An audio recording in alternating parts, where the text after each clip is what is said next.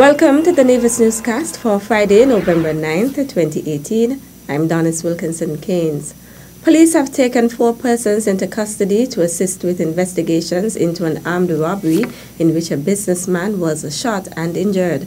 A press release issued on Thursday, November 8th, 2018 by the Royal St. Christopher and the Nevis Police Force says preliminary investigations so far have revealed that at about 1:45 a.m. on Thursday, November 8th, 2018, 2 armed masked individuals entered the home of John Yarwood in the Jones Estate area. Yarwood shot both intruders and received a gunshot wound to the leg from one of them. Police understand that the assailants escaped the scene with a sum of cash using Yarwood's motor pickup. Yarwood was transported to hospital where he is listed as being in a stable condition. The vehicle was later recovered by police in the Mount Nevis area. Meantime, a press release issued today, Friday, November 9th, 2018 by the police says that 2 of the 4 persons who were taken into police custody on Thursday, November 8th, 2018 are currently receiving treatment at the Alexandra Hospital for gunshot injuries. Acting quickly on information received, the police, along with members of the St. Kitts and Nevis Defense Force in Nevis, were able to intercept a vehicle on a boat that was preparing to leave for St. Kitts. The 4 persons were inside the vehicle, and 2 of them had injuries consistent with gunshot wounds. Following a medical examination, the wounds were confirmed to have been gunshot wounds. Investigations into the matter are ongoing. An appeal is being made by the police for persons with information regarding this incident to call the Charlestown Police Station at 469-5391 or 469-5392 or the nearest police station. Meantime, in a statement issued on Thursday evening, November 8th, Premier the Honorable Mark Brantley said that the High Command of the Police in Nevis has reported to him that well-known and well-respected hotelier John Yarwood was attacked in a home invasion in the morning hours of Thursday, November 8th, 2018. He says since that time, he has been in regular contact with the Police High Command in Nevis and his cabinet colleagues. He has also personally sent expressions of deep regret and sorrow to Mr. Yarwood and his family for this unacceptable attack upon them. The Premier said the Nevis Island administration condemns this act of criminality against Mr. Yarwood and his family and calls yet again on the Nevisian public to give full assistance to the police to eradicate this scourge of crime and violence from our midst. He thanked the public for their assistance thus far in this regard, lauded the police for their quick and decisive response, and asked that we all remember Mr. Yarwood and his family in our prayers, that he continues to make a full and speedy recovery. Premier Brantley said his government commits to continue the fight against crime and criminality in our beloved island, while asking for the continued support and cooperation of the Nevisian public.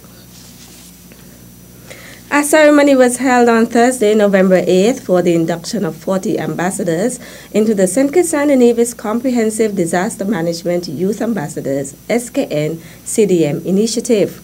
Comprehensive disaster management is an integrated approach to disaster management.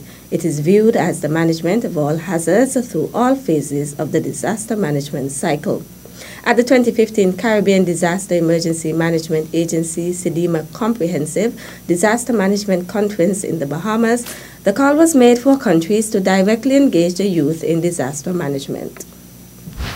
The St. Kitts and Nevis participant, Ms. Joan Davis, with the support of the National Emergency Management Agency and Nevis Disaster Management Department, has embarked on the St. Kitts Nevis Comprehensive Disaster Management Initiative.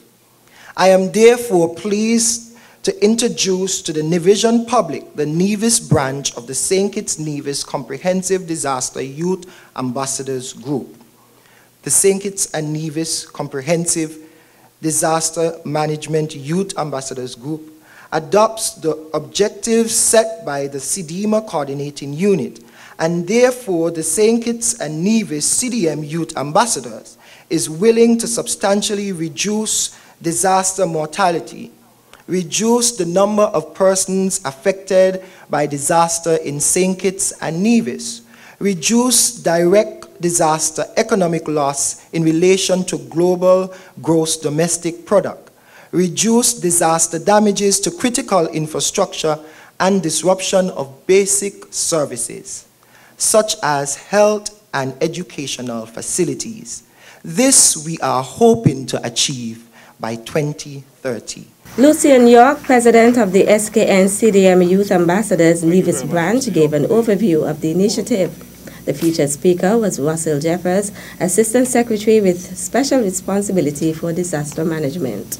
We are pleased to see the involvement of our youth in the disaster management here in the Federation of St. Kitts and Nevis. They have took on the responsibility to address all hazards in all stages and phases across the disaster management cycle, which would involve mitigation, preparedness, response, recovery, and rehabilitation. And for that, youths, you deserve a round of applause. Having our youth involved in this venture would, of course, draw more youth to participate in the mandate of disaster risk reduction. From my understanding, approximately 30 new individuals are coming on board to be a part of the SKN Comprehensive Disaster Management Youth Ambassadors initiatives. This, therefore, would encourage a holistic effort and would make the task of NEMA and NDMD as it relates to comprehensive disaster management much easier. Jeffers also congratulated the St. Kitts and Nevis team for being the first in the Caribbean region to establish the Comprehensive Disaster Management Youth Ambassador Initiative. The theme, A Resilient St. Kitts and Nevis, Youth Taking Action to Embrace Disaster Reduction, depicts that when hazards strike, the response of St. Kitts and Nevis will be more effective and better organized. We will be more self-reliant, and people and property will be less vulnerable. With our youths, we can make communities here safer and more resilient to disasters and their consequences. Through our youths, the country would have innovators, teachers, agents of change, advocates for vulnerable people, peer-to-peer facilitators, and community mobilizers, just to name a few. So therefore, the youth is the present. The induction of the 40 youth ambassadors was done by Clarissa Langley-Stevens, Deputy National Disaster Coordinator, with the official pinning of the ambassadors being done by the Honorable Alexis Jeffers, Minister responsible for disaster management, the Honorable Eric Evelyn, Minister of Youth, and Brian Dyer, Director of the Nevis Disaster Management Department. The initiative was launched in St. Kitts on November 8, 2017, and the number of new ambassadors from St. Kitts was among those inducted at Thursday's ceremony here in Nevis. Still to come, Ministry of Communications and Works to hold a town hall meeting to discuss Craddock Road Rehabilitation Project. The details after this break.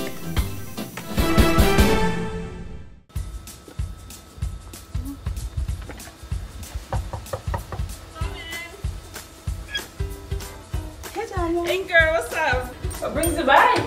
Girl, I got awesome news from Inland Revenue Department. What awesome news that? The only news I get from the department is that they got to spend money. What the news be? The Inland Revenue Department is waiving all interest on your outstanding property tax bills in excess of $100. What? What are you saying? So weird.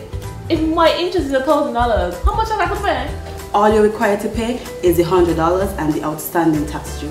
If for some reason you are unable to pay your property tax in full this month, the department is also offering payment arrangement plans to make settlement easier. But remember, you have to come to the department between November 1st and December 31st to qualify. Inland Revenue doing big things. I like it. This is a great way to encourage payment and still allowing the taxpayer to save some dollars. So girl, look at it this way. You can use your extra $900 on the VAT reduction day in December. So be a responsible tax citizen and get your property taxes paid in full.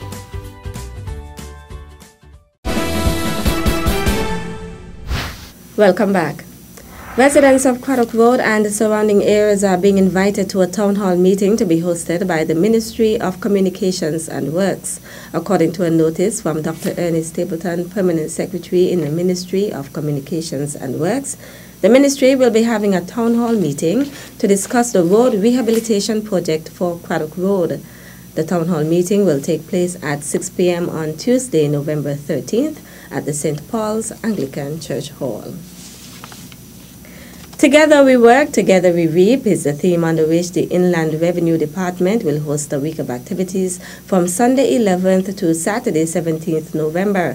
Senior Tax Officer Dwayne Hendrickson told us about the activities scheduled to take place on Monday, November 12th. We'll be going around on informational school visits to all the schools on the island, which include the primary schools and the secondary schools. To foster team building and empower our staff, we'll be having a puzzle mania where our staff will be able to compete against each other in a fun and very creative and innovative way. For Tuesday, November 13th, a health fair and an afternoon of exercise have been planned. On Tuesday, we have invited the Health Promotional Unit to our courtyard at the R.G. Solomon Arcade, where they will be administering health checks such as blood glucose, blood pressure, and also body mass index. We have invited the general public to come and get checked to make sure you're in perfect health. Also, in the afternoon, we will be exercising at the Villa Grounds, where we also have invited the general public to come on out and stay fit with us. The health fair will begin at 8:30 a.m. and conclude at noon, while the fit afternoon will be from 4:30 to 6 p.m. The Premier's Ministry is extending an invitation to the general public to participate in the interdenominational service for Remembrance Day. The commemoration service in observance of Remembrance Day will be held at 8 a.m. on Sunday, November 11th, 2018 at the War Memorial in Charlestown. The service will commence with a 2-minute period of silence, signaled by the firing of a gun. All persons, whether they are attending the service or not, are asked to observe this moment by keeping the silence, which includes the halting of all vehicular traffic. Meantime, all school children who will be attending the service are advised that school buses will commence pickup at 6:30 a.m. Sunday from the usual pickup points and will leave the War Memorial at 9 a.m. All are asked to be guided accordingly. That's how we end this edition of the Nevis Newscast. On behalf of all of us here at the Department of Information, thank you for viewing.